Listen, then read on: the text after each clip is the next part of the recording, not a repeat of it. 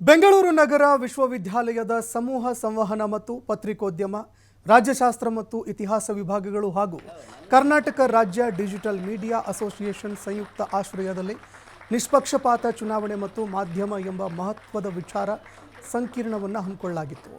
ವಿಚಾರ ಸಂಕಿರಣದಲ್ಲಿ ಮಾಧ್ಯಮ ಕ್ಷೇತ್ರದ ದಿಗ್ಗಜರ ಸಮಾಗಮವಾಗಿತ್ತು. ಜ್ಞಾನಜ್ಯೋತಿ ಸಭಾಂಗಣದಲ್ಲಿ ನಡೆದಂತಹ ಈ ವಿಚಾರ ಸಂಕಿರಣವನ್ನು ವಿಧಾನಸಭೆ ಸ್ಪೀಕರ್ ಯುಟಿ ಖಾದರ್ ಉದ್ಘಾಟನೆ ಮಾಡಿದರು. ವಿವಿಯ ಕುಲಪತಿ ಪ್ರೊಫೆಸರ್ ಲಿಂಗರಾಜ್ ಗಾಂಧಿ ಅವರ ಅಧ್ಯಕ್ಷತೆಯನ್ನು ವಹಿಸಿಕೊಂಡಿದ್ದರು. ಸುಪ್ರೀಂ ಕೋರ್ಟ್ ನ್ಯಾಯವಾದಿ ಬ್ರಿಜೇಶ್ ಕಾಳಪ್ಪ, ಸಾಮಾಜಿಕ ಕಾರ್ಯಕರ್ತ ವಾದಿರಾಜ್ ಉಪನ್ಯಾಸ ಮಾಡಿದರು. ಈ ವಿಚಾರ ಸಂಕಿರಣದಲ್ಲಿ ಒಟ್ಟು 2 ಗೋಷ್ಠಿಗಳನ್ನು ಆಯೋಜನೆ ಮಾಡಲಾಗಿತ್ತು. ಮೊದಲ ಗೋಷ್ಠಿಯಲ್ಲಿ TV5ನ ಕನ್ನಡ ಪ್ರಧಾನ ಸಂಪಾದಕರಾಗಿರುವಂತಹ ರಮಾಕಾಂತ್ AS ಹಾಗೂ ವಿಜಯ ಕರ್ನಾಟಕ ಸಂಪಾದಕ ಸುದರ್ಶನ್ ಚನ್ನಂಗಿಹಳ್ಳಿಯವರು ವಿಷಯವನ್ನು ಮಂಡಿಸಿದರು. ಅಲ್ಲದೆ ಸಾಮಾಜಿಕ ಜಾಲತಾಣ ಪರಿಣಿತ ರಾಜೇಶ್ ಪದ್ಮರ್, ಚುನಾವಣೆ ಆಯೋಗ ಅಧಿಕಾರಿ ಪ್ರಾಣೇಶ್ ಕೂಡ ವಿಷಯವನ್ನು ಮಂಡನೆ ಮಾಡಿದರು. ಪ್ರಜಾವಾಣಿ ಸಂಪಾದಕ ರವೀಂದ್ರ ಭಟ್ 2ನೇ ಗೋಷ್ಠಿಯ ಅಧ್ಯಕ್ಷತೆಯನ್ನು ವಹಿಸಿಕೊಂಡರು. ಕರ್ನಾಟಕ ಕಾರ್ಯನಿರತ ಪತ್ರಕರ್ತರ ಸಂಘದ ಅಧ್ಯಕ್ಷ ಶಿವಾನಂದ ತಗಡೂರು, ಸಾಲಾರ್ ಪತ್ರಿಕೆ ಸಂಪಾದಕಿ ಆಸ್ಮಾ ಸೇರಿದಂತೆ ವಿವಿಧ ಮಾಧ್ಯಮ ಸಂಸ್ಥೆಗಳ ಮುಖ್ಯಸ್ಥರು ಉಪಸ್ಥಿತರಿದ್ದರು.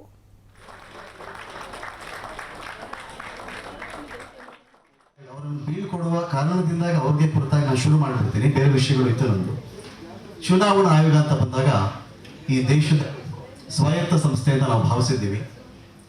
ನಮ್ಮ ಪ್ರಶ್ನೆ ಎಲ್ಲಿ ಬರುತ್ತೆ ಅಂತ ಹೇಳಿದ್ರೆ, ಚುನಾವಣಾ ಆಯೋಗ ಅದರ ಪಾರದರ್ಶಕತೆಯೊಂದಿಗೆ ಜನಗಳ ಪಾರದರ್ಶಕತೆ ಅಡಗಿದೆಯಾ, ಜನಗಳ ಪಾರದರ್ಶಕತೆಯೊಂದಿಗೆ ಚುನಾವಣಾ ಆಯೋಗದ ಪಾರದರ್ಶಕತೆ ಅಡಗಿದೆಯಾ ಅಂತ.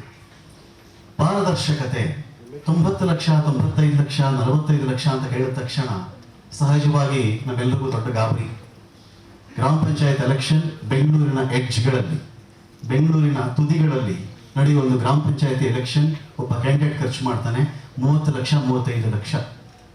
ಗ್ರಾಮ ಪಂಚಾಯತಿ ಚುನಾವಣೆ ಖರ್ಚು ಮಾಡ್ತಿರ್ತಕ್ಕಂಥ ಮೊತ್ತ ಇದು ಚುನಾವಣಾ ಆಯೋಗಕ್ಕೆ ಗೊತ್ತಿಲ್ವಾ? Question number 1. ಗೊತ್ತಿದ್ದು ಸುಮ್ಮನೆ ಇದೆಯಾ? Question number 2. ನಾನು ಬರೀ ಗ್ರಾಮ ಪಂಚಾಯತಿಗೆ ಹೇಳಿದೆ, ಇದಕ್ಕೆ ಕೇಂದ್ರ ರಾಜ್ಯ ಅಂತ ಬರ್ತವೆ, ಆಯಿತು.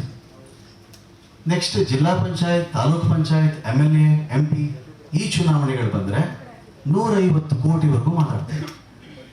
ನಾವು ಇತಿಮಿತಿ ಹೇಳ್ತಿರೋದೆಷ್ಟು ಹೇಳಿ? 90-95 ಲಕ್ಷ ಅಥವಾ 1 ಕೋಟಿ ಒಳಗಡೆ. 150 ಲಕ್ಷದ ಬಾಬ್ತು, 150 ಕೋಟಿಯ ಬಾಬ್ತು ಅದು. ಇದನ್ನೇನು ಮಾಡೋಣ ನಾವು? ಆಯೋಗಕ್ಕೆ ಗೊತ್ತೇ ಇಲ್ವಾ? ಗೊತ್ತಿದೆ, ಸಿ ವಿಸಿಲ್ ಆ್ಯಪ್ ಮಾಡಿದ್ದೀವಿ, ನೀವು ಎಚ್ಚರಿಸಿ, ಇವೆಲ್ಲ ನಮ್ಮನ್ನು ಅಲರ್ಟ್ ಮಾಡಬೇಕು, ಫೈನ್. ಎಷ್ಟು ದೂರುಗಳು ದಾಖಲಾಗಿದೆ ಇಲ್ಲಿವರೆಗೂ? ಚುನಾವಣಾ ಆಯೋಗ ಅದೆಷ್ಟು ಜನಗಳ ಮೇಲೆ ನಿರ್ದಾಕ್ಷಿಣ್ಯ ಕ್ರಮಕ್ಕೆ ಮುಂದಾಗಿ ಅವ್ರನ್ನ ಒಳಗಡೆ ಹಾಕಿಸಿದೆ. ನಮಗೆ ಬೇಕಿರೋದು ಇಲ್ಲಿ ಆವರೇಜ್ ರೇಟ್ ಬೇಕಾಗುತ್ತೆ ನಮ್ಗೆ. ಯಾವಾಗಲೂ ನಾನು ದೂರು ಕೊಟ್ಟೆ, ನನ್ನ ಜೀವ ಒತ್ತೆ ಇಟ್ಟು ದೂರು ಕೊಡ್ಬೇಕು ನಾನು. ಯಾಕೆ ಹೇಳಿ? ಯಾಕೆ ಬಿಡ್ತಾನ ನನ್ನನ್ನು? ಸಿ ವಿಜಿಲ್ ಆ್ಯಪ್ ಇದೆ, ನೀವು ಎಚ್ಚರಿಸ್ಬಿಡಿ, ನೀವು ದನಿಗೂಡಿಸ್ಬಿಡಿ, ಫೈನ್ ಮಾಡ್ತೀನಪ್ಪ, ನಾಳೆನೇ ಬೆಳಿಗ್ಗೆಯಿಂದ ಶುರು ಮಾಡ್ತೀನಿ. ನಾನು ಮಾಡಿದ ತಕ್ಷಣ ಒಂದು ನನ್ನ ರಕ್ಷಣೆ ಇನ್ಶೂರ್ ಆಗಬೇಕು, ನಾನು ಸೇಫ್ ಅನ್ನೋ ಒಂದು ಫೀಲ್ ಬರಬೇಕು ನನಗೆ. ನನ್ನೊಂದಿಗೆ ಈ ದೇಶದ ಚುನಾವಣಾ ಆಯೋಗ ಇದೆ. ಅದನ್ನ ಇನ್ಶೂರ್ ಮಾಡದೆ ಯಾವ ಧೈರ್ಯದ ಮೇಲೆ 150 ಕೋಟಿ ರೂಪಾಯಿನ ಒಂದೇ ಒಂದು ಎಲೆಕ್ಷನ್ಗೆ